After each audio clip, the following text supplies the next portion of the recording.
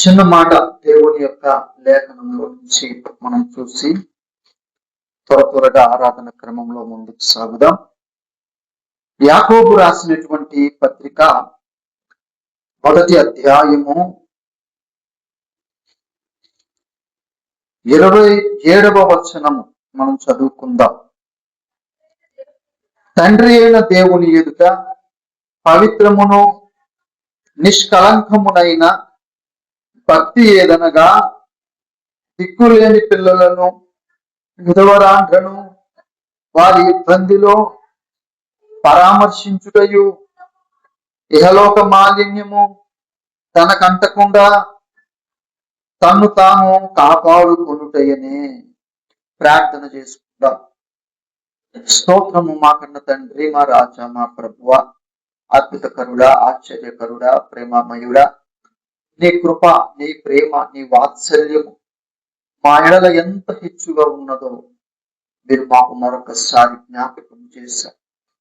నీ అనాది కాల సంకల్పం, నీ ప్రణాళిక, నీ ఉద్దేశము మా మీద ఎంత బలంగా ఉండబట్టి మేము ఈరోజు ఒక సహవాసముగా, ఒక సంఘముగా, ఒక కుటుంబముగా కూడుకునే కృపనిచ్చారు. అయ్యా, మరి కృపలో మేము వర్ధిల్లడానికి, అభివృద్ధి పొందడానికి మాకు సహాయం చేయండి. మా తీర్మానంలో యథార్థంగా నీకు అప్పగిస్తున్నాం. సంఘ సహవాసాన్ని, ఆదివారపు ఆరాధనను ఎటువంటి పరిస్థితుల్లో కూడా మేము మిస్ అవ్వకుండా మీరు ఏం చేస్తారో మా జీవితంలో చేయండి. ఒక్క ఎక్స్క్యూజ్ కూడా మా జీవితంలో ఉండకూడదు. అట్టి విధంగా మా అందరినీ మీరు కృప చూపించండి. మా ఎడలటువంటి దయ, కనికరము కటాక్షించండి. మా ఉద్యోగాలు మారుస్తారు, వ్యాపారాలు మారుస్తారు, మా పరిస్థితులు మారుస్తారు, ఏమైనా చేయండి. మేమైతే నీ సంఘ సహవాసాలను, ఈ ఆదివారపు ఆరాధన, సేనాయిగుండ అనుభవాన్ని మేము అస్సలు మిస్ కాకూడదు. అట్టి విధంగా మమ్మల్ని సిద్ధపరచండి. మరి ముఖ్యంగా ఈ మొదటి వర్తమానంలో ఈ వాక్య ఉదకంతో మమ్మల్ని శుద్ధి కావించండి. నీ దాసుడంతటి అల్పుడో, అయోగ్యుడో, నిష్ప్రయోజకుడో నీకు తెలుసు నాయన. నీ దాసుని మరుగుపరచండి.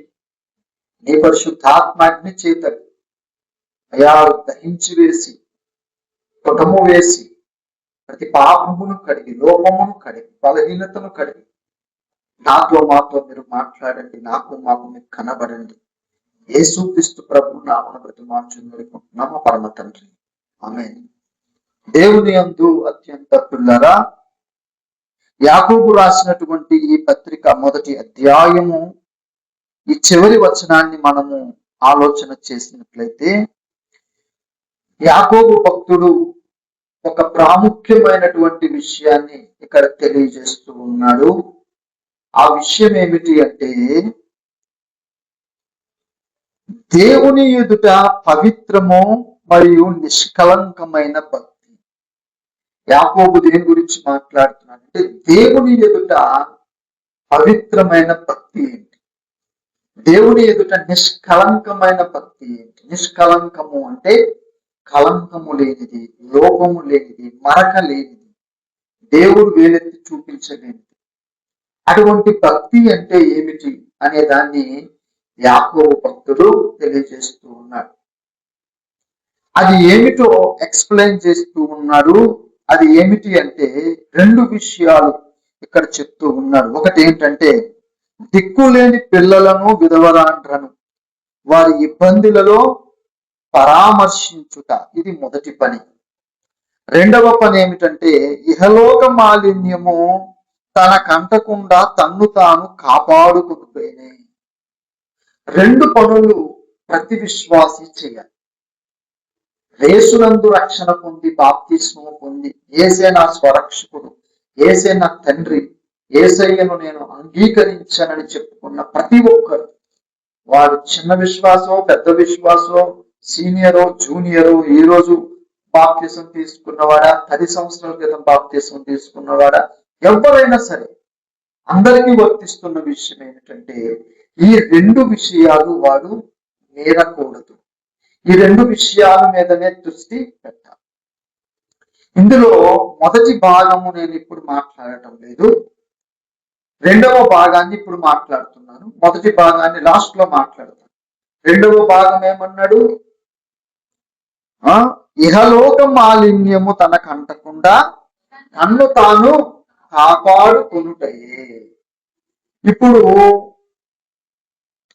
భక్తి సాధనలో ఉన్న అత్యంత కీలకమైన విషయం ఏంటంటే, ఒక వ్యక్తి, ఒక విశ్వాసి నిష్కలంకముగా బ్రతకడం.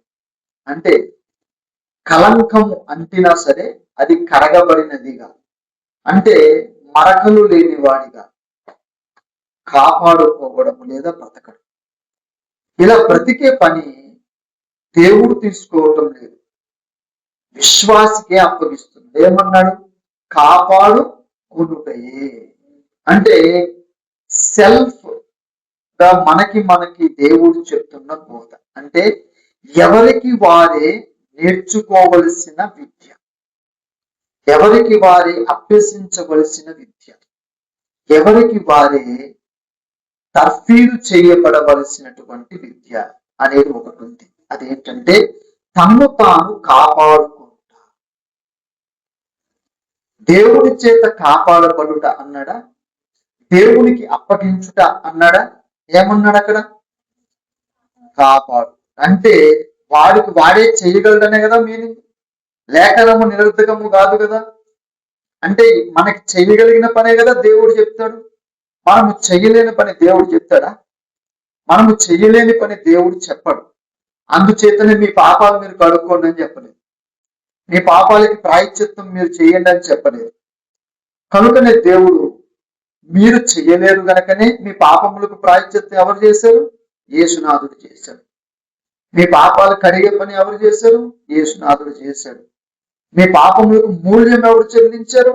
యేసునాథుడు చెల్లించాడు. అది మనల్ని చేయమన్న పని కాదు, అది మనల్ని చేయమని పని కాదు కనుకనే దేవుడు తన కుమారుడిని ఇచ్చాడు, కుమారుడు తన ప్రాణము పెట్టాడు. మనల్ని చెయ్యమన్న పని అది కానే కాదు. కానీ మనం ఏమనుకుంటాడు? మన పాపాలు మనము కడిగేసుకోగలము, మన పాపాలు మనము దేవుని ఎదుట రైట్ గా చేయగలము, దేవుని ఎదుట పరిహారము పొందగలమని అందరూ భక్తి చేసి ఫెయిల్ అయిపోతున్నారు. అది మనము చేయగలిగిన పని కాదు. అందరూ వారి వారి పాపములను మోసేవారే తప్ప వాటి బరువు తొలగించుకోగలిగిన వారు కాదు. కనుకనే ఈ పాపాలు మోసుకు తిరుగుతున్న వాళ్ళందరి పాపాలు తీసుకొని వాళ్ళని తేలిక చేసి ఆ బరువంతా ఒకరి మీదే మోపాడు. ఆయనే లోక పాపములను మోసుకొని పోవు దేవుని గొర్రెపిల్ల, ఆయన వీపు మీద మోపాడు, మనందరినీ తేలిక చేశాడు. అందుకనే నా దగ్గరికి రండి, విశ్రాంతిని ఇస్తానన్నాడు. హల్లెలూయా. స్వాతంత్రమునిస్తానన్నాడు, స్వతంత్రులను చేస్తానన్నాడు. ఎందులో? అంటే మన పాపములు మోసే విషయం, పాపముల యొక్క మరణం అనే భారమును, ప్రాయశ్చిత్తమును లేదా దాని యొక్క శాపమును మోసే భారాన్ని తీసి ఏం చేశాడు? యేసుక్రీస్తువే. అందుకని ఆయన శాపగ్రస్తుడు. మన శాపం ఇప్పుడు ఎవరి మీద మోపబడింది? యేసయ్య మీద మోపబడినది. మన పాపం ఎవరి మీద మోపబడింది? యేసయ్య మీద మోపబడింది. మన శిక్ష ఎవరికి ఇవ్వబడింది? యేసయ్యకి ఇవ్వబడింది. మన లోపములన్నీ ఎవరి మీద అన్ని దేవుని మీద మోపేశారు. ఇప్పుడు మనం ఫ్రీ అయిపోయాం, మనం తేలికైపోయాం. కనుక మన పాపముల విషయంలో మనం చేయాల్సిన పని ఏమీ లేదు, మన పాపముల విషయంలో మనం చెల్లించాల్సింది ఏమీ లేదు. మనము చేయాల్సిన పని ఒక్కటే ఉంది. అది ఏమిటంటే మనల్ని మనము కాపాడుకుంటాం. హల్లెలూయా. రివర్స్ చేస్తాం. మనం దేవుణ్ణి ఇంప్రెస్ చేసి పరిశుద్ధులం అవడానికి మనమే మంచి పనులు చేసి మంచోళ్ళం అవుదాం అనుకుంటాం. మనం మంచోళ్ళం కాదురా బాబు అని లేఖనం చెప్తున్నా మనం వినం.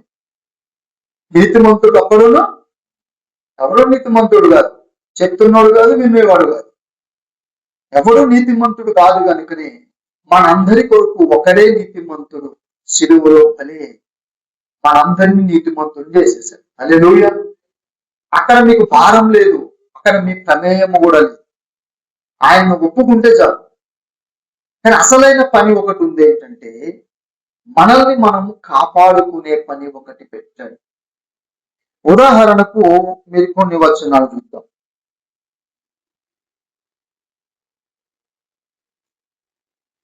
తిమోతికి రాసినటువంటి మొదటి పత్రిక 4వ అధ్యాయము 7వ వచనం చూడండి. అపవిత్రములైన ముసలమ్మ ముచ్చటలను విసర్జించి దేవభక్తి విషయములో నీకు నీవే సాధకము చేసుకొను. అంటే మీనింగ్ ఏంటి? ఇది ఎవరు చేయాల్సిన పని? భక్తుడే చేయాల్సిన పని. ఏం చేయాలట? సాధకము చేయాలి. అంటే తర్ఫీదు పొందాలి, అభ్యాసము చేయాలి. సాధకం అంటే ఒక్క రోజులో జరిగే పని కాదు. మీరు కత్తి సాము నేర్చుకోవాలనుకోండి, ఈరోజు జాయిన్ అయితే సాయంత్రం వచ్చేస్తుందా? కర్ర సాము నేర్చుకోవాలంటే సాయంత్రం వచ్చేస్తుందా? కరాటే బ్లాక్ బెల్ట్ రావాలనుకుంటే మీరు మార్కెట్లో కొన్ని బ్లాక్ బెల్ట్ పెట్టుకుంటే మాత్రం లాభం లేదు. దానికి కొన్ని నెలలు, సంవత్సరాలు తర్ఫీదు. శాస్త్రీయ సంగీతం నేర్చుకోవాలంటే ఈ రోజే వచ్చేస్తుందా? ఈ రోజే సర్టిఫికెట్ ఇచ్చేస్తారా? మీరు ఒక పాట పాడితే అయిపోతుందా? కుదరదు. సాధకము అంటే అందులో మీరు ప్రావీణ్యము పొందు వరకు, అనుకున్న రిజల్ట్ వచ్చే వరకు దాన్ని అభ్యాసము చేస్తూ చేస్తూ చేస్తూ ఉంటారు. దేవుడు అనుకున్న రిజల్ట్ వచ్చే వరకు అభ్యాసము చేయబడడాన్ని ఏమంటారంటే సాధకం. సాధకము అంటే మీకు దేవుడు అనుకున్న రిజల్ట్ రావాలి, మీరు అనుకున్న రిజల్ట్ కాదు. మనం అనుకున్న రిజల్ట్ మన జీవితంలో రావడం కాదు.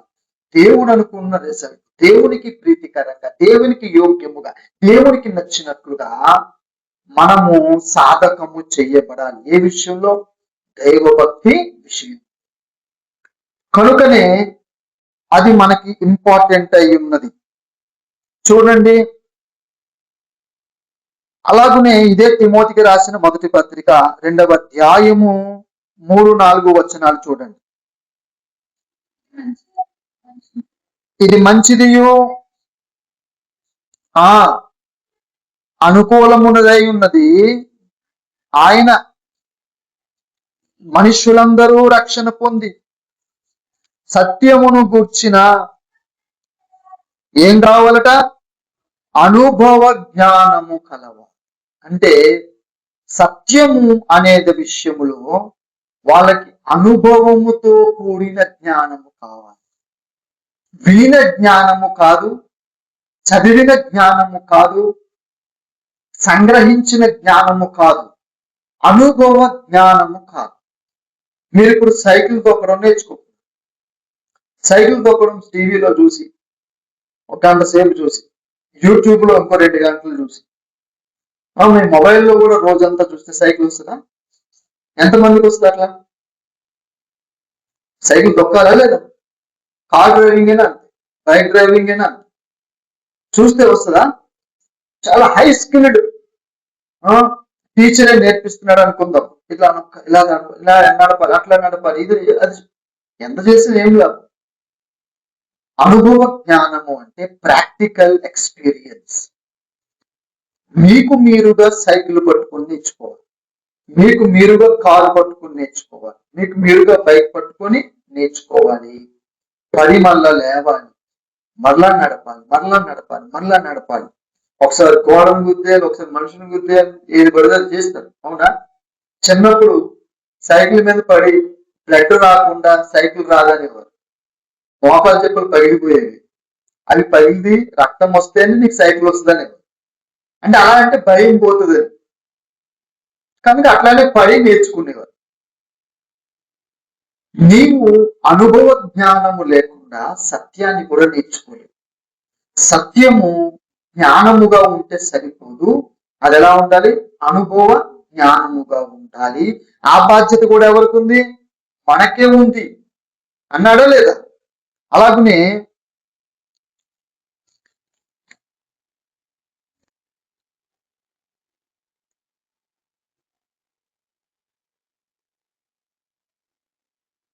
ఫిలిప్పీ పత్రిక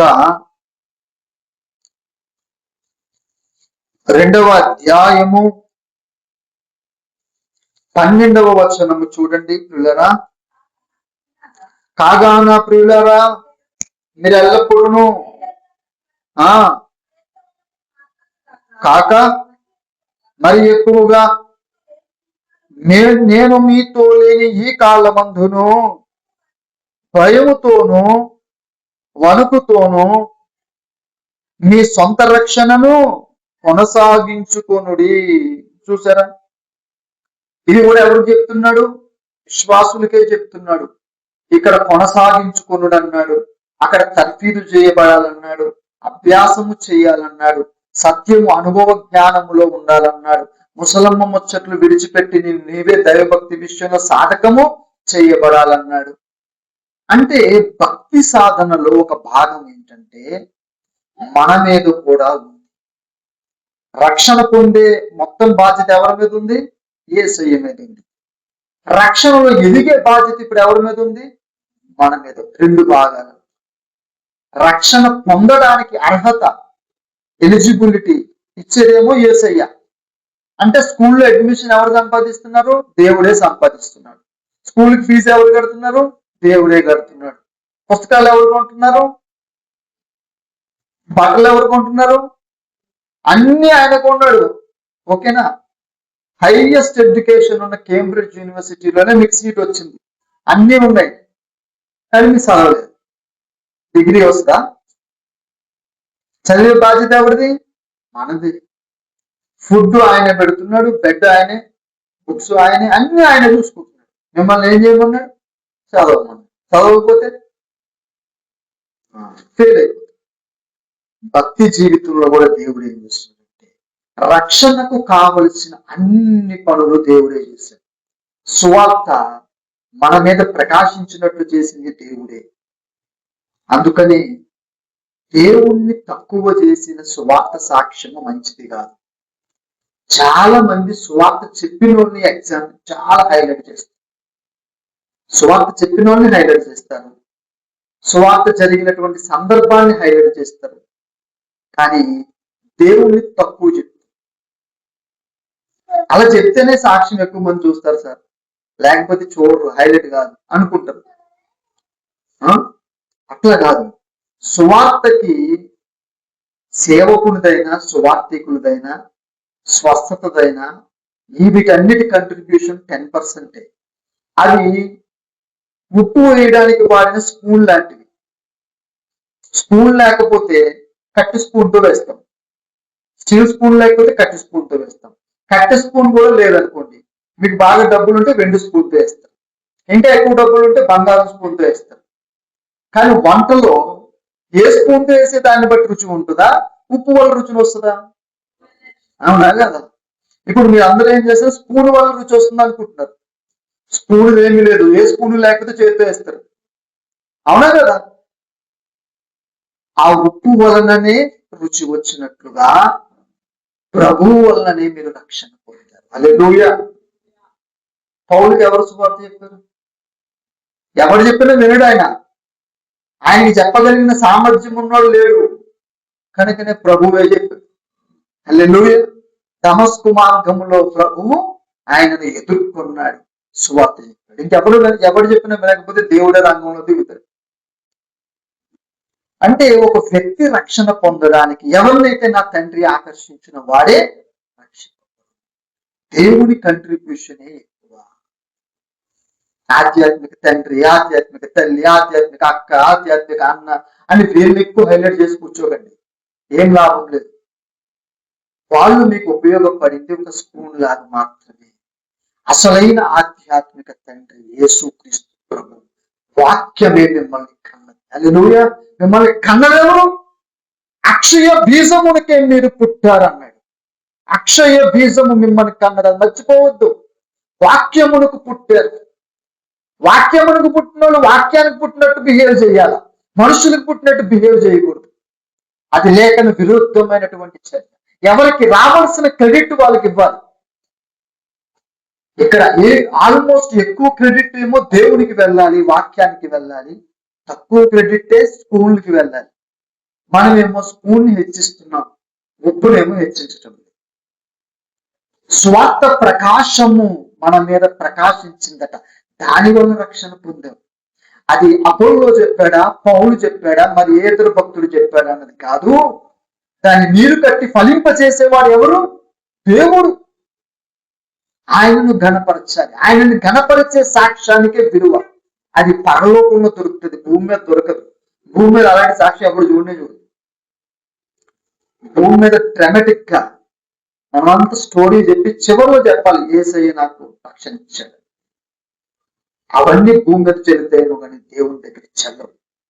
కనుక ప్రియులారా, రక్షణకు మూలము దేవుడు. 100% క్రెడిట్ గోస్ టు గాడ్. యేసయ్యే నిన్ను ఎన్నుకున్నాడు, యేసయ్యే నిన్ను పిలుచుకున్నాడు, యేసయ్యే నిన్ను ఏర్పరచుకున్నాడు. నీ మనస్సు నేను మార్చలేను. నీ మనస్సు మార్చింది ఎవరు? యేసయ్య. ఆయనకు నువ్వు కావాలనుకున్నావు కనుకనే పేరు పెట్టి నిన్ను పిలుచుకున్నాడు. ఎక్కడో మారుమూల ప్రాంతంలో ఏదో ఊర్లో బ్రతుకుతున్నావు, ఏదో భక్తి విధానాల్లో ఉంటున్న నిన్ను దేవుడు ఏర్పరచుకున్నాడు. ఒక కొలనులో వల వేసినప్పుడు కొన్ని చేపలే బయటికి ఎలాగైతే వస్తాయో అలా దేవుడు ఈ లోకంలో వల వేశాడు. అందులో కొంతమంది బయటకు వచ్చారు, వాళ్ళే మనం. హల్లెలూయా. కొన్ని కోట్ల మందిని కాదని దేవుడికి నువ్వు నేను దొరికాను. ఈ క్రెడిట్ అంతా దేవుడిది. ఈ దేవుని ప్రయాస, దేవుని యొక్క వేదన, దేవుని యొక్క ఉద్దేశపూర్వకంగానే నువ్వు వచ్చావు. ఎవ్వరిని బలవంత పెట్టలేదు. ఇది దేవుని యొక్క ప్రేమ. ఆయన ప్రేమకు, ఆయన వాక్యానికి మనం పుట్టాం. కనుక మనల్ని పిలుచుకుంది ఎవ్వరు కాదు, మన దేవుడు. ఇది మర్చిపోకూడదు. కనుక రక్షణ విషయంలో, స్వార్థ విషయంలో, బాప్తిస్మం విషయంలో మెజారిటీ దేవుడికే చెల్లుతుంది. అయితే రక్షణ పొందిన ప్రతి విశ్వాసి కూడా అలా ఉండడానికి వీలు లేదు. రక్షణలో ఏమవ్వాలట? అభివృద్ధి పొందాలి, ఎదగాలి. ఎదగవలసిన వారై ఉన్నారు. వాళ్ళని లేఖనం ఏం చేస్తుందంటే ఎదిగినటువంటి బాల్య దశ లేదా బాలురుగా అభివర్ణిస్తూ ఉంది. మనకి బాగా తెలిసినటువంటి వచనము హెబ్రీ పత్రిక 5వ అధ్యాయము 13-14 చూడండి. 12 నుంచి చూద్దాం. కాలమును బట్టి చూచితే మీరు బోధకులుగా ఉండవలసిన వారై ఉండగా దేవోక్తులలో మొదటి మూల పాఠములను ఒకడు మీకు మరలా బోధింపవలసి వచ్చెను. మీరు పాలు త్రాగవలసిన వారే గాని బలమైన ఆహారము తినగలవారు కారు. మరియు పాలు త్రాగు ప్రతి వాడును శిశువే గనుక నీతి వాక్య విషయములో అనుభవము లేని వాడై ఉన్నాడు. వయస్సు వచ్చిన వారు అభ్యాసము చేత మేలు కీడులను వివేచించుటకు సాధకము చేయబడిన జ్ఞానేంద్రియములు కలిగి ఉన్నారు. కనుక బలమైన ఆహారము వారికే తగును. హల్లెలూయా. ఒక చిన్న పిల్లవాడు పుట్టి దినదినము పెరుగుతుంటేనే తల్లిదండ్రులకి ఆనందం అనిపిస్తుంది. అవునా? ఒక పిల్లవాడు పుట్టి సంవత్సరమైన అమ్మ అని కూడా అనలేదు. తల్లిదండ్రులు ఆనందపడతారా, దిగులు పడతారా? 2 సంవత్సరాలు అయింది అనలేదు, 3 సంవత్సరాలు అయింది అనలేదు. మీకు ఆనందమా? ఎంత దిగులు పడతారు, ఎన్ని హాస్పిటల్ తిప్పుతారు, ఎన్ని కౌన్సిలింగ్లు చేపిస్తారు, ఎంత ప్రార్థన చేస్తారు. అవునా? ఎందుకు? వయస్సుకు తగినట్లుగా వాడి అవయవాలన్నీ ఏమవ్వాలి? అభివృద్ధి పొందాలి. కన్ను, ముక్కు, నోరు అన్ని కనబడుతున్నాయి, కానీ అది వాటికి తగినట్లుగా ఎదగలేదు. అది అవయవ లోపం. అది బాధాకరమైన విషయం, ఆనందకరమైన విషయం కాదు. దేవుడు కూడా రక్షణ పొందిన విశ్వాసి దినదినము అభివృద్ధి పొందకపోతే, ఎదగకపోతే వాడిని చూసి బాధపడతాడు, గాయపడతాడు, వేదన చెందుతాడు. ఇది బాధాకరమైన విషయం. దేవుడు ఎక్స్పెక్ట్ చేస్తున్నాడు ఏంటంటే వయస్సుకు తగినట్లుగా మనము ఎదగాలి, అభివృద్ధి పొందాలి. మన వయస్సుకు తగినట్లుగా మనం ఎదగాలి అంటే దానికి తగినట్లుగా ఏం చేయాలంటే అభ్యాసము చేయబడాలి. మన జ్ఞానేంద్రియాలు కర్మేంద్రియాలు ఏమవ్వాలి? అభ్యాసము చేయాలి. ఇప్పుడు చిన్న పిల్లలకి పుట్టిన కొత్తలు కొన్ని నెలలు కొన్ని రోజులు అయిన తర్వాత తల్లిని గుర్తుపట్టగలుగుతారు. ఇంకా కొంతకాలం అయ్యాక తండ్రిని గుర్తుపట్టగలుగుతారు. మిగతా వాళ్ళని గుర్తుపట్టలేరు. కానీ అదే మనుషుల్ని చూసి చూసి చూసి చూసి 1 సంవత్సరం అయ్యాక అన్న, అక్క, అత్త, మామ అందరిని గుర్తుపడతారు. 2 సంవత్సరాలు అయ్యాక మిగతా సమాజాన్ని గుర్తుపడతారు. 5 సంవత్సరాలు అయ్యాక ఎవరు ఎటువంటి వారో కూడా గుర్తుపడతారు. 10 సంవత్సరాలు అయ్యాక ఎవరు మంచివారో చెడ్డవారో గుర్తుపడతారు. 20 సంవత్సరాలు అయ్యాక ఎవరితో స్నేహం చేయాలో ఎవరితో స్నేహం చెయ్యకూడదు కూడా గుర్తుపడతారు.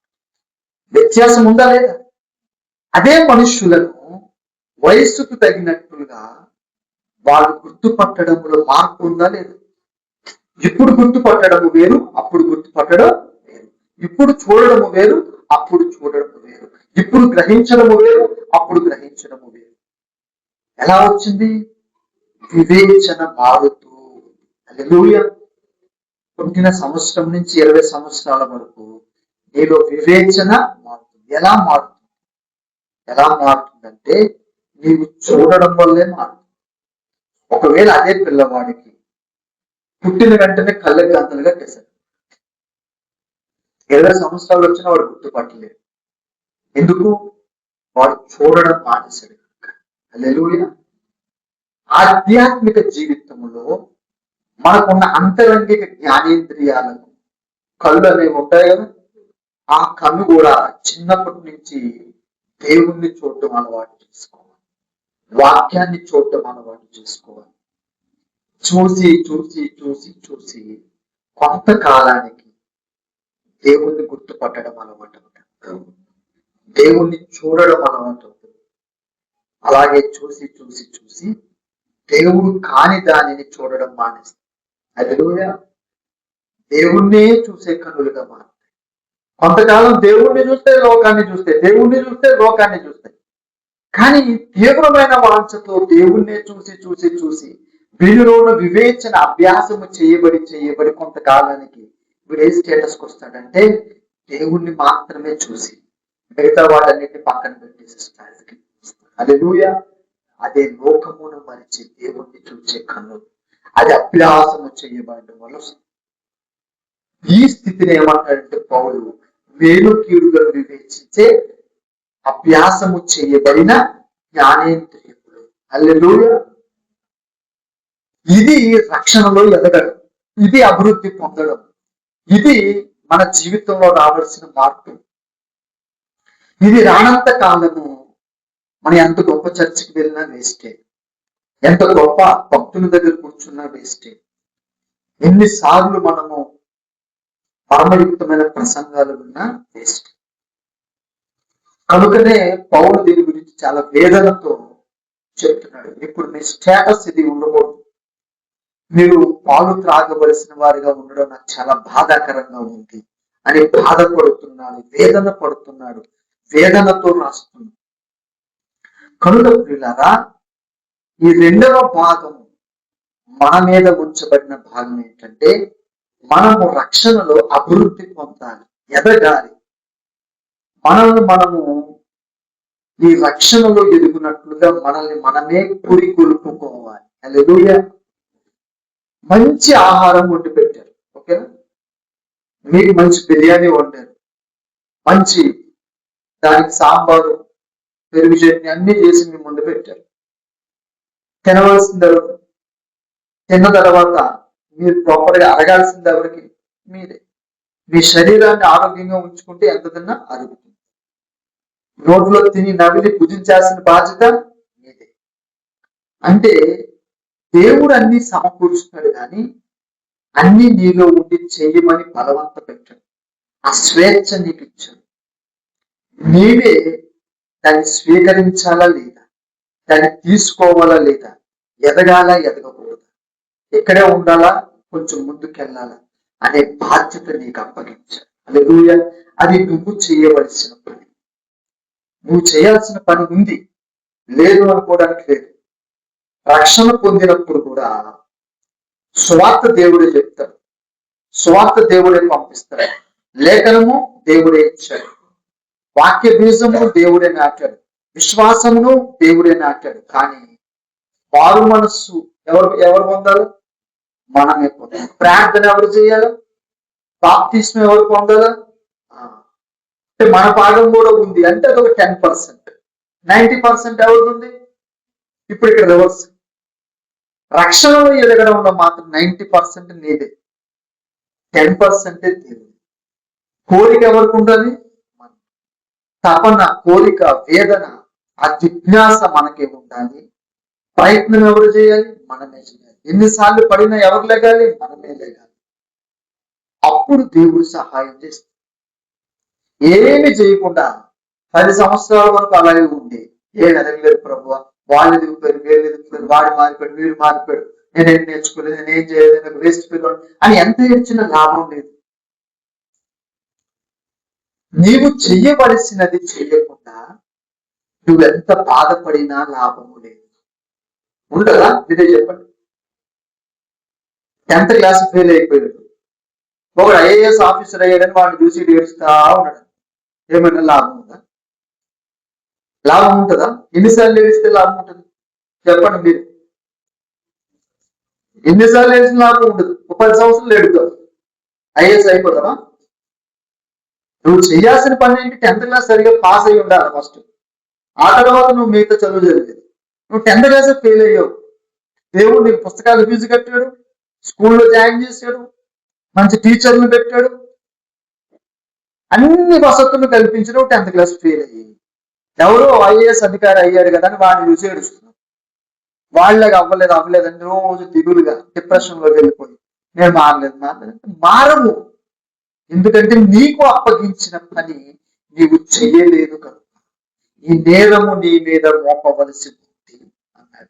అందుకనే ప్రకటన గ్రంథంలో పత్రికలు రాయించిన కారణం అది. హల్లెలూయా. అవన్నీ సంఘము చేయవలసిన పనులు. మీరు ఆ పత్రికలన్నీ ప్రాపర్ గా చదివితే మనము చేయాల్సిన పనులు అక్కడ ఉంటాయి. మొదటి ప్రేమను నువ్వు విడిచిపోయి నీ దారిద్ర్యమును నువ్వు కనుగొనలేదు. ఇవన్నీ ఏంటంటే మనము చేయాల్సిన పనులు. దేవుని పిల్లరా, భక్తి జీవితంలో మనము చేయాల్సిన పనులు కొన్ని ఉన్నాయి, అది మనం మర్చిపోకూడదు. అందులోనే ఒక ప్రాముఖ్యమైన పని ఇక్కడ మనం చదువుతున్నాం. అయిపోయింది, మీరు అందరూ దిగాలుగా ఉండద్దు, కొంచెం ఎనర్జెటిక్ గా ఉండండి. యాకోబు రాసినటువంటి పత్రిక 1వ అధ్యాయము 27వ వచనం ప్రకారము, తండ్రి అయిన దేవుని ఎదుట పవిత్రమును నిష్కలంకమునైన భక్తి ఏదనగా వారి ఇబ్బందులలో పరామర్శించుటయు ఇహలోక మాలిన్యము తనకంటకుండా తన్ను తాను కాపాడుకొనుటయనే. హల్లెలూయా. దేవుని యందు ప్రియులారా, ఒక ప్రాముఖ్యమైన విషయాన్ని మీరు చెప్తాను. మీరు ఒక రోడ్డు మీద వెళ్తున్నారు, అదేమో బురద ఉన్న రోడ్డు, మొత్తం బురద ఉంది. ఒక పక్క నుంచి నడుస్తా ఉన్నారు. బురద మీకు అంటకూడదు అనుకుంటే మీరు ఎలా నడవాలి? పక్కన పొడిగా ఉన్న ప్రదేశంలో ఎక్కడ బురద లేదో చూసుకొని అడుగులు వేసుకుంటూ నడవాలి, అంతేనా? అంతకంటే వేరే మార్గం ఎవరికైనా ఉందా? మీరు అదే రోడ్లో నడవాలి, వేరే ఆప్షన్ లేదు. ఆ రోడ్డు దాటితేనే మీరు అటువైపు వెళ్తారు. అదంతా బురదలు కనుక మీరు ఏం చేయాలి? పొడి ప్రదేశాన్ని వెతుక్కొని అంటకుండా వెళ్ళడమే తప్ప అందులో నడుస్తాను. నా డ్రెస్ ఎంత మంచిదంటే బురద లోపల నుంచి వెళ్ళినా నాకు ఒక చుక్క కూడా అంటుకోదు, నాకు ఏమాత్రము మాలిన్యం అంటదు అనుకున్నవాడు తెలివైన కూడా తెలివి తక్కువ కదా. చాలా మంది భక్తి ఇట్లనే చేస్తారు. ఏం చేస్తారంటే మాలిన్యము అంటకుండా వెళ్ళడము అంటే ఏంటంటే దానికి దూరంగా ఉండడమే మనం చేయాల్సిన శ్రేష్టమైన పని. నువ్వు ఎంత పెద్ద భక్తుడివైనా నీకు అదే రూల్ అప్లై అవుతుంది, వేరే రూల్ లేదు. నేను అందులో నుంచే వెళ్తా, అది ముట్టుకునే వెళ్తా, అయినా సరే నాకేం కాదు, నా దేవుడు చాలా గొప్పోడు, యేసయ్య ఎంత గొప్పోడు అంటే నేను అందులో ఉన్నా నాకేం కాదు అనుకున్నంత వెర్రితనం ఇంకేమీ లేదు.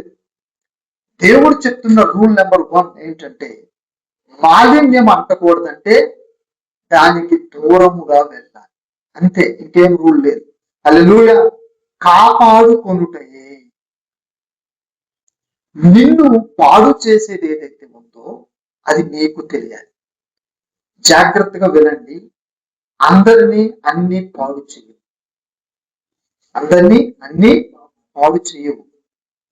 ఒక్కొక్కరిని ఒక్కొక్క విషయంలో పాడైపోయే అవకాశం. నన్ను పాడు చేసేది నిన్ను పాడు చేయదు, నిన్ను పాడు చేసేది ఇంకొకరిని పాడు చేయదు. అంటే ఎవరికి వారు ఏది వారిని పాడు చేస్తుందో వాళ్ళు తెలుసుకోవాలి. ఇది రూల్ నెంబర్ 1. భక్తి జీవితంలో మొట్టమొదటి నేర్చుకోవాల్సింది ఏంటి? మనం ఎక్కడ పడిపోతున్నామో మనకు తెలియాలి. అందుకనే దేవుడు 10 సార్లు లేపేది మనం. ఎన్నిసార్లు పడిన ఎందుకు లేపుతున్నాడు? పడ్డం బాగుందనా? దేవుడు కృపామయుడు అంటారు కదా? కాదు. దేవుడు ఎక్స్పెక్ట్ చేసేది ఏంటంటే ఇక్కడ కాలేస్తే పడిపోతాను నీకు తెలియాలి కదా. అరటి తొక్క మీద ఎన్నిసార్లు కాలేసినా పడిపోతావు. నువ్వు చేయకుండా ఉండాల్సింది ఏంటంటే అరటి తొక్క మీద కాలేయకూడదు. అది నీ బలహీనత. నీ బలహీనత నీకు తెలియాలి. నేను అరటి తొక్క మీద కాలేస్తే నాకు జారిపోతాను, నిప్పులో కాలేస్తే కాలుతుంది, వేడైన వస్తువు పట్టుకుంటే బొబ్బులు వస్తాయి అని నీకు తెలియాలంటే ఒకసారి పట్టుకొని చూడాలి, ఒకసారి కాలేసి చూడాలి, ఒకసారి పడిపోయి కాలు చేయి ఎరగాలి. మరి రెండోసారి నువ్వు వేసావంటే తప్పే ఉంది.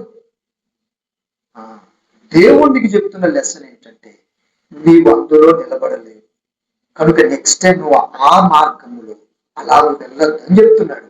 దాన్నే మారు మనస్సు అంట. హల్లెలూయా. అంటే వేరే మనస్సు. అప్పటి వరకు లేదు, ఇప్పుడు వచ్చింది. ఇలా వెళ్తే నేను ఇన్నిసార్లు 12 సార్లు పడిపోయాను, 15 సార్లు పడిపోయాను, 20 సార్లు పడిపోయాను అంటే ఇలా వెళ్తే నేను పడిపోతున్నాను నీకు తెలుసు కదా. నెక్స్ట్ టైం అలా వెళ్ళొద్దు. మరి అదే మారు మనస్సు అంటే.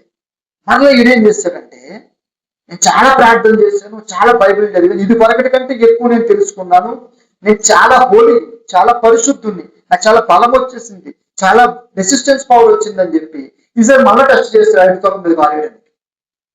ఇది వరకటి కంటే ఎక్కువ దెబ్బలు పడతాయి, ఇది వరకు కంటే ఎక్కువ దెబ్బలు పడతాయి. ఎందుకంటే అప్పుడు సన్నగా ఉంటాడు, లావుగా ఉంటాడు. ఇప్పుడు ఏమవుతుంది? పడితే ఎక్కువ ఎరుగుతాయి కదా. దేవుని అందుకున్నారా? భక్తి జీవితంలో ఎలాంటి రిస్క్ చేయొద్దు. దేవుడు ప్రతి ఒక్కరిని ఒకలాగే చేయలేదు.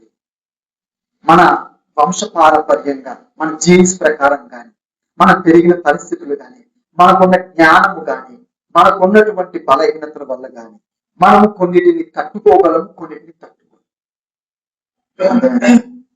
కొంతమంది మోర్ సెన్సిటివ్ గా ఉంటారు, కొంతమంది చాలా రిజిడ్ గా ఉంటారు. అందరికీ ఒకలా ఉండదు.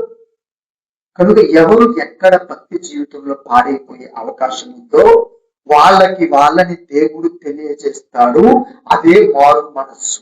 హల్లెలూయా. కనుక పిల్లరా, చాందర్ నా విషయంలో పడిపోలేదు కనుక నేను పడిపోను అనుకోకండి. అలాగే మీరు పడిపోలేదు కనుక నేను పడిపోను అనుకోవడానికి మీరు లేరు. మీరు నిలబడిన చోట నేను పడిపోవచ్చు, నేను పడిపోయిన చోట మీరు నిలబడచ్చు. ఎవరి బలహీనత వాళ్ళకే వర్తిస్తుంది. కనుకనే ఎవరికి వారమే మనము బలహీన ఘట్టము. మనం సెపరేట్ గా ఎవరికి వాళ్ళమే బలహీన ఘట్టాలు. మీరు ఏ విషయములో పదే పదే దేవుని సన్నిధి నుంచి తొలగిపోతున్నారో ఇక ఆ విషయం ఎప్పుడు మీ జీవితంలో వచ్చినా మీరు అప్లై చేయాల్సిన రూల్ ఒక్కటే, మిమ్మల్ని మీరు కాపాడు. Self defence. హల్లెలూయా. అంతకంటే వేరే మార్గం లేదు. అదేమి మీ ఇజ్జత్గా సావాలి అనుకోకండి. దానివల్ల మీరేదో అరే ఎంత పెరిగి కూడా ఎంత బలహీన అనుకో, దానివల్ల మీకు ఏం నష్టం లేదు. కానీ ఆ విషయంలో మీరు పడిపోతారని మీకు తెలుసు. ఎప్పటికీ ఆ విషయంలో మీరు పక్కకే వెళ్ళాలి. లైఫ్ లాంగ్ మీరు అదే చేయాలి. అదే భక్తి సాధన. సాతాను ఏం చేస్తాడంటే మీరు ఎందులో పడిపోతారో అదే శోధన మీ ముందు. మీరు పడుకోని విషయాలు వాడేం తీసుకురాడు, మీరు పడగలిగే విషయాలని తీసుకొస్తాడు. వాటిని మీరు ఎదుర్కొనే బదులు ఏం చేయాలా? మిమ్మల్ని మీరు కాపాడుకోవాలి. వాటిలోనికి మీరు ప్రవేశించండి. అక్కడ మీరు ఈ వాక్యం అప్లై చేయాలి. ఏ వాక్యము? జలములలో పడి నేను వెళ్ళినా సరే దేవుడు నన్ను కాపాడుతాడు అనే వాక్యం అక్కడ అప్లై చేయొద్దు. అగ్నిలో పడవేసిన దేవుడు కాపాడుతాడు, జైల్లో పడేసిన దేవుడు కాపాడుతాడు, పౌలు శీలను దేవుడు కాపాడాడు అని ఇలాంటి వచనాలు ఇక్కడ వాడదు. దేవుడు నీకు చెప్పాడా లేదా? ఇది వరకు నువ్వు మారు మనసు పొందావా లేదా? ఇది వరకు దేవుడి దగ్గర పాపం ఒప్పుకున్నావా లేదా? ఒప్పుకున్నావు అంటే నువ్వు అక్కడ పడిపోతున్నావు అని కదా అర్థం. నెక్స్ట్ టైం మళ్ళీ ఇంకా అక్కడికి వెళ్ళొద్దు. యోసేపు చేసిన శ్రేష్టమైన పని ఇదే. యోసేపు ఏం చేశాడంటే అక్కడి నుంచి వెళ్ళిపోయాడు. వస్త్రమే అడ్డంగా ఉంది కదా, వస్త్రమే ఇచ్చేస్తానని వస్త్రం ఇప్పేసి అని వస్త్రం పట్టుకుంది. వస్త్రాన్ని కాపాడుకుంటే వీడు కుక్ అయిపోతాడు కనుక వస్త్రమే తీసి బయటకు వెళ్ళిపోయి. కొన్నిసార్లు కొన్ని వదులుకున్నైనా సరే మీరు బయటకు వచ్చేయాలి. కొన్ని వదులుకున్నైనా సరే ఆ సిచ్యువేషన్ నుంచి మీరు ఏం చేయాలా? బయటికి వచ్చేయాలి. దాన్ని క్యారీ చేయాలి, దానితో ఉండొద్దు. అది ఎవరికి వారే నేర్చుకోవలసిన పాట. హల్లెలూయా. కొన్నిసార్లు మనం మోర్ సెన్సిటివిటీ, మనకున్న విపరీతమైన ఆలోచించే ధోరణి మనల్ని డిప్రెషన్ లో తీస్తుంది. కనుక మనం ఏది ఎక్కువ ఆలోచిస్తామో దాని దగ్గరికి వెళ్ళదు. అసలు ఆ టాపిక్ లోనికి వెళ్ళదు. ఎందుకంటే మీకు తెలుసు ఆ టాపిక్ వచ్చిందంటే నువ్వు గంటలు గంటలు రోజులు అందులోనే ఉండి దిగులు పడి డిప్రెషన్ లోనికి వెళ్ళి దేవుడికి దూరం అయిపోతావు తెలుసు. కానీ నువ్వు ఏం చేయాలి? ఆ టాపిక్ టచ్ చేయదు. అది వస్తుందంటే జాగ్రత్తగా పక్కకి వెళ్ళిపోవాలి. పెద్ద ధైర్యవంతుల్లాగా ముందుకెళ్తే మళ్ళీ మొదటికి వస్తావు. ఒక 6 నెలలు ఏది తెలుస్తుంది ఆల్రెడీ దేవుడి దూరంగా అయిపోయాడు. అగాధంలోనే పడిపోయినట్టు అయిపోతుంది. అది ఒక వ్యక్తి కావచ్చు, కొంతమంది వ్యక్తులు బలహీనత ఉంటుంది. వాళ్ళు వచ్చారంటే వీళ్ళ లైఫ్ ఇంకా అంతే. మళ్ళీ ఒక 10 సంవత్సరాలు వెనక్కి వెళ్ళిపోతారు. వాళ్ళ సహవాసమే వద్దు, వాడు వద్దంటే వద్దు. దేవుడు నీకు 10 సార్లు తెలియజేసి మళ్ళీ 11 మళ్ళీ వాడి దగ్గరికి పోతారు.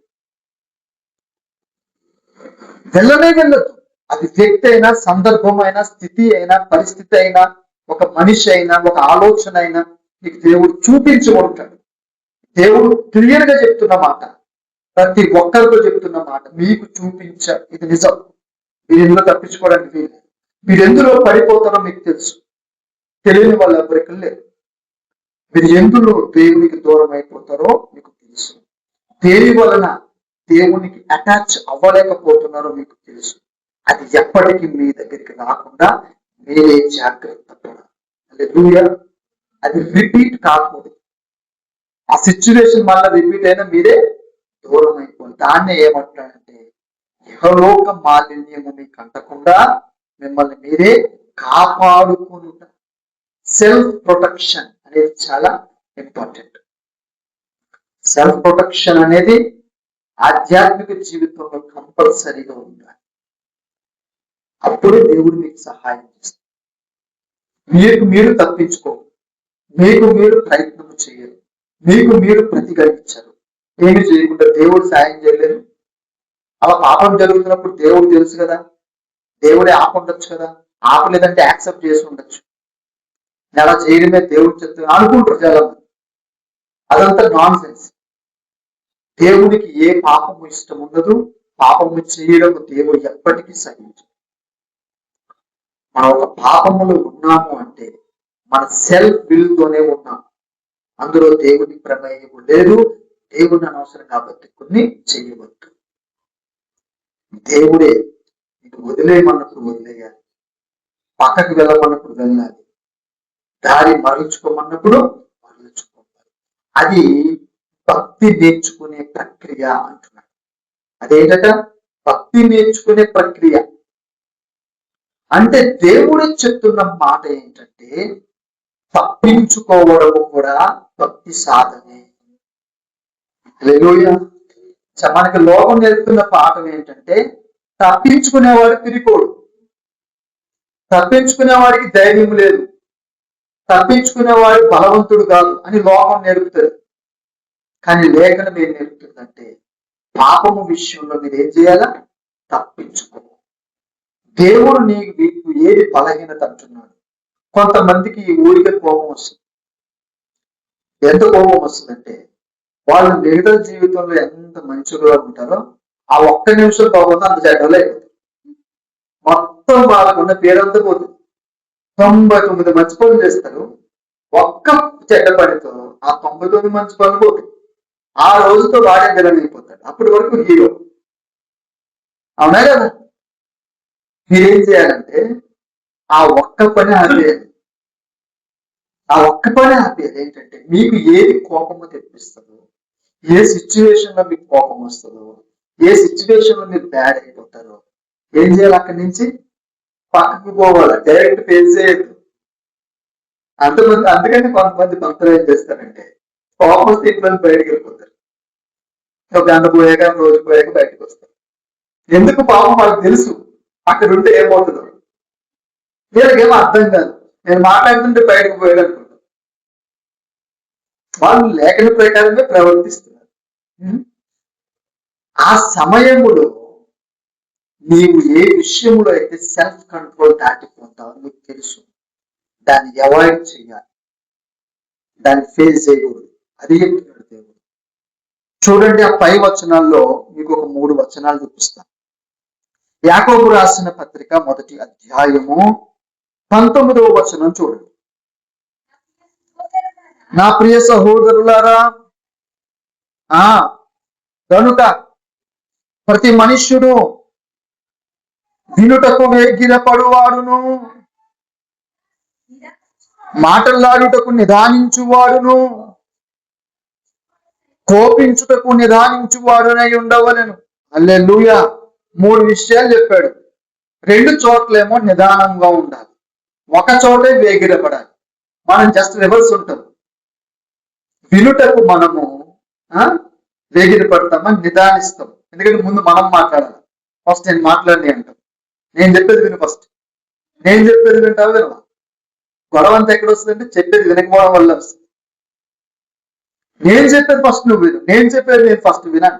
లేఖనం ఏం చెప్తుంది? ఎదురోడు చెప్పేది ఫస్ట్ నువ్వు వినాల. వినుటకు వేగిరపడాలి అంటే ఆతృత పడాలి. విందాం ఫస్ట్, వాళ్ళు మాట్లాడినిద్దాం, వాళ్ళు ఏం చెప్తారో విందాం అనేది లేఖనం చెప్తుంది. మన రివర్స్ లో ప్రవర్తిస్తాం. రెండో ఏమంటున్నాడు? మాట్లాడడానికి నిదానించాలి. మనం ఫస్ట్ మాట్లాడడానికే ఫస్ట్ మైక్ ఇస్తావా లేదా? ఫస్ట్ నన్ను మాట్లాడిస్తావా లేదా? నేను చెప్పేది వింటావా లేదా? మనం మాట్లాడడానికే ప్రయత్నం చేస్తాం. మూడోది ఏమంటున్నాడు? కోపించడానికి. నీకు మ్యాక్సిమం కోపం వస్తే అది ప్రాపర్ గా న్యాయమైనదై ఉండాలి. యాక్చువల్గా ఫస్ట్ టైం కోపడితేనే ఎవడైనా భయపడుతుంది. రోజు కోపడుతుంటే ఏమవుతుంది? వీడి ఇంత వీడు మూర్ఖుడినో తెలుస్తుంది. వాడి కోపానికి విలువే ఉంటుంది. విలువ ఉంటుందా? రోజు కోపడి రోజు చిరాకు ముఖం పెట్టుకున్నాడు, వాడి ఎక్స్ప్రెషన్కి ఎవరైనా విలువిస్తారా? దేనికైనా అతి పనికిరాదు. ఇప్పుడు ఒకడు పొరపాటు నవ్వుతా ఉన్నాడు, ఎప్పుడు పళ్ళు లాగే ఎక్కిలిస్తా ఉన్నాడు, ఇలాగే ఉన్నాడు, పళ్ళు లూజ్ అయిపోయినట్టు. నవ్వుకి విలువ ఉంటుందా? ఎవరైనా చచ్చిపోయాడంటే కూడా నవ్వుతాడు, ఎవరైనా యాక్సిడెంట్ అయిందంటే కూడా నవ్వుతాడు, కన్నిటికీ నవ్వుతాడు అనుకోండి. ఆ నవ్వుకి విలువ ఉంటుందా? అప్పుడు వాడు నిజంగా నవ్వు వచ్చినా నవ్వునా విలువే ఉండదు. కోపము కూడా అంతే. ప్రతిసారి కోపపడేవాడికి విలువ ఉండదు. వాడి కోపము న్యాయమైనదైనా సరే మనుష్యులు దాన్ని పరిగణలోనికి తీసుకు. నువ్వు న్యాయమైన సమయంలోనే కోపపడాలి. ఓర్పు సహనముతో కూడిన కోపానికి విలువ ఉంటుంది. అందుకనే దేవుని కోపం అంత తీవ్రమైనది. హల్లెలూయా. దేవుడు దీర్ఘశాంతుడా కాదా? త్వరగా కోపపడ్డంటే కోపం లేనివాడు కాదు. త్వరగా కోపపడ్డ అంటే కోపపడతాడు. ఇప్పుడు అవసరమైన చోటనే కోపపడతాడు. కనుకనే దేవుని ఉగ్రతకు అందరూ భయపడతారు. ప్రతి వ్యక్తి కూడా ఇట్లనే ఉండాలి. దేవుని రూపం అంటే ఏంటి? ఇదే. కోపపడడానికి ఏం చేయాలా? ఆలస్యము చేయాలి. మాట్లాడడానికి ఏం చేయాలా? ఆలస్యం చేయాలి. వినడానికి ఏం చేయాలి? ఆలస్యం చేయకూడదు. వినాలి ఫస్ట్. నువ్వు ఎంత వింటే అంత జ్ఞానం వస్తుంది. ఎంత మాట్లాడితే ఆ జ్ఞానం వస్తుంది ఎవరు చెప్పలేదు. ఎవరైనా చెప్తారా ఎక్కువ మాట్లాడితే జ్ఞానం వస్తుందని? ఎక్కువ వింటేనే జ్ఞానం వస్తుంది. కనుక పిల్లారా, ఇది మొట్టమొదటి విషయం. రెండవ విషయం ఏం చెప్తున్నానంటే 22వ వచనం చూడండి.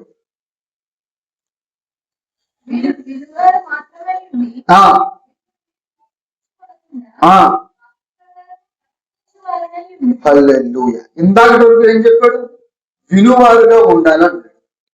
ఆ వినడం కూడా ఏది పడితే అది వినకూడదు, అది వాక్యమై ఉండాలి అని చెప్తున్నాడు. ఆ తర్వాత వచ్చి ఏది వినాలంటే ఎక్కువ వాక్యము వినాలి, దేవుని మాటలు వినాలి, దేవుని స్వరము వినాలి. అయితే ఎప్పుడు దేవుని వాక్యము వినేవారిగానే ఉండొద్దు, అది మిమ్మల్ని మోసగిస్తుంది అన్నాడు. ఏమన్నాడు? మిమ్మల్ని మీరు మోసగించుకోకండి. ఎప్పుడు వాక్యము విని విని విని ఓన్లీ మిమ్మల్ని మోసగించుకోకండి, వినిన వాక్య ప్రకారము ప్రవర్తించువారై ఉన్నారు. హల్లెలూయా. మొట్టమొదటి అంతకుముందు విషయంలో మాట్లాడడంలోనూ కోపగించడంలోనూ నిదానించాలి, వినడంలోనే వేగురుత కలిగి ఉండాలి. సెకండ్ ఏం చెప్తున్నాడు? ఆ వినేది కూడా దేవుని మాటలై ఉండాలి. అలా దేవుని మాటలే విని విని కూడా ఉండొద్దు, వింటూ వాటిని ప్రవర్తించవలసిన వారే ఉన్నారు. అంటే క్రియారూపకములు వాటిని అప్లై చేయవలసిన వారే ఉన్నారు. అలా అప్లై చేస్తూ మీరేం చేయాలో 25వ వచనము చూడండి. అయితే స్వాతంత్రమునిచ్చు సంపూర్ణమైన నియమములో తేరి చూచి నిలకడగా ఉండు వాడెవడో వాడు విని మరుచువాడు కాక క్రియను చేయువాడై ఉండి తన క్రియలో ధన్యుడగును. వాడు ఏం చేస్తాడట? ఆ వాక్యమును స్పష్టంగా అర్థము చేసుకుని దాన్ని అభ్యసిస్తాడు, దాన్ని ప్రాక్టీస్ చేస్తాడు, దాన్ని తన జీవితంలో నెరవేర్చుకోవడానికి ప్రయత్నము చేసి ధన్యుడవుతాడు. అయితే అటువంటి వానికి ఇంకొక లక్షణము కూడా ఉండాలి. అది 26వ వచనములో చెప్తున్నాడు. చూడండి ఒకసారి. నోటికి కళ్ళెము పెట్టుకొనక తన హృదయమును మోసపరుచుకొనుచు అనుకొనిన ఎడల వాని భక్తి వ్యర్థమే. హల్లెలూయా. దేవుని అందుకు ద మోస్ట్ ఇంపార్టెంట్ విషయం, అనవసరమైన చోట మనం మాట్లాడకూడదు. బాగా గుర్తుపెట్టుకో. ఎక్కువ మాట్లాడేవాడు ఎక్కువ గాయపడతాడు. ఎందుకో తెలుసా? అవసరం లేని చోట మాట్లాడతాం. అక్కడ వచ్చే పర్యవసానం ఏంటి? ఒకటి, వాడు నువ్వు పిచ్చోళ్ళలాగా మాట్లాడుతున్నావు, నిన్ను తృణీకరిస్తాడు, నీకు ఇవ్వాల్సిన విలువ ఇవ్వు. రెండు, విస్తారమైన మాటల్లో దోషాలు ఉంటాయి. నీ దోషాలు పట్టుకుంటాడు, అసలైన మ్యాటర్ వదిలేస్తాడు. నువ్వు మాట్లాడిన దాంట్లో ఏముంటాయి? దోషములు ఉంటాయి కనుక వాటిని పట్టు. రెండు కూడా గాయం చేస్తాయి. ఒకటి కడుపు నిండా భోజనం పెట్టిన తర్వాత మళ్ళా భోజనం పెడితే ఏమవుతుంది? తింటాడా? పోనీ తిన్నాడే అనుకుందాం, ఏమవుతుంది? అజీర్తి చేస్తుంది, కడుపు నొప్పి వస్తుంది, ప్రాబ్లం అవుతుంది, ఫలించదు. అవసరమైన చోట, ఆకలి ఉన్న చోటనే వాక్యము మాట్లాడాలి, వాడికి బోధించాలి. బోధ అనేది అవసరమైన చోట మాత్రమే వస్తుంది. ఒకటి, బెస్ట్ పాసిబుల్ థింగ్ ఏంటంటే వాడిని అడగాలి. ఒకరిని అడిగే వరకు నువ్వు ఎప్పుడు మాట్లాడదు. అక్క నాకు ఇది చెప్పు, అన్న నాకు ఇది చెప్పు, ఇక్కడ ఈ విషయం నాకు అర్థం కాలేదు అన్నప్పుడే మీరు మాట్లాడండి. అప్పుడు మీ వాక్యానికి విలువ ఉంటుంది. రెండు, దేవుడు మాట్లాడమంటే మాట్లాడండి, అప్పుడు కూడా విలువ ఉంటుంది. ఈ రెండే విషయాలు. ఒకటి ఎవరు అడగాల? శ్రోత మిమ్మల్ని అడగాలి. రెండు, దేవుడు అడగాలి. ఈ రెండు విషయాల్లోనే మీరు మాట్లాడాలి. లేకపోతే కాము కూర్చోండి హ్యాపీగా, వాళ్ళు ఏమైనా చెప్తే వినండి, లేకపోతే ప్రేయర్ చేసుకోండి, టైం వేస్ట్ చేసుకోవద్దు. మాట అంత ప్రమాదకరం. పొలోమని మనకు మాటలు వచ్చు కదా అని మాట్లాడేమను, అసలే మ్యాటర్ పక్కగా ఉంటుంది, అందులో దోషాలు బయటకు వస్తాయి. వాళ్ళకి మీ మీద ఉన్న విలువ తగ్గిపోతుంది, ఆ మాట యొక్క విలువ తగ్గిపోతుంది. కొన్ని రోజులకి వాక్యం కూడా విలువ లేనిది అయిపోతుంది. ఎందుకు? పదే పదే పదే పదే మాట్లాడి మాట్లాడి మాట్లాడి వాడికి ఆ వాక్యానికి కూడా విలువ. వాడికి అవసరం లేని పెడుతున్నాము. అవసరం లేని పెడితే మొహమాటాన్ని తీసుకుని ఏం చేస్తారు? డస్ట్బిన్లో పడేస్తారు. చాలాసార్లు మనం ఎట్లనే చేస్తాం. పక్కింటి వాళ్ళు ఇస్తే వాళ్ళని తాళంలోకి తీసుకుంటాం, తర్వాత ఏం చేస్తారు, డస్ట్బిన్లో పడేస్తారు. మీకు అవసరం లేదు వాళ్ళు ఇచ్చారు కదా. చాలాసార్లు వాక్యం ఇలాగే అయిపోతుంది. మంచి మాటలే, మంచి వాక్యమే, అది వ్యక్తమైపోతుంది. ఎందుకంటే వాడికి అవసరము లేదు. అవసరం ఉందని వాడైనా చెప్పాలి, లేదా దేవుడైనా చెప్పాలి. హల్లెలూయా. అప్పుడే మాట్లాడాలి, లేకపోతే మాట్లాడాలి. నోటికి ఏం పెట్టుకోవాలట? కళ్ళెము. కళ్ళెం అంటే తెలుసా మీకు? కళ్ళెం దేనికి వేస్తారు? గుర్రమునికి, ఎద్దులకి, వీటికి ఇస్తారు. అంటే అవి ఎలా నడవాలా, ఆగాల, పరిగెత్తాలా, ఆగాల, ముందుకు వెళ్ళాలా, రైట్కి వెళ్ళాలా, లెఫ్ట్కి వెళ్ళాలా, దేంతో డైరెక్ట్ చేస్తారు?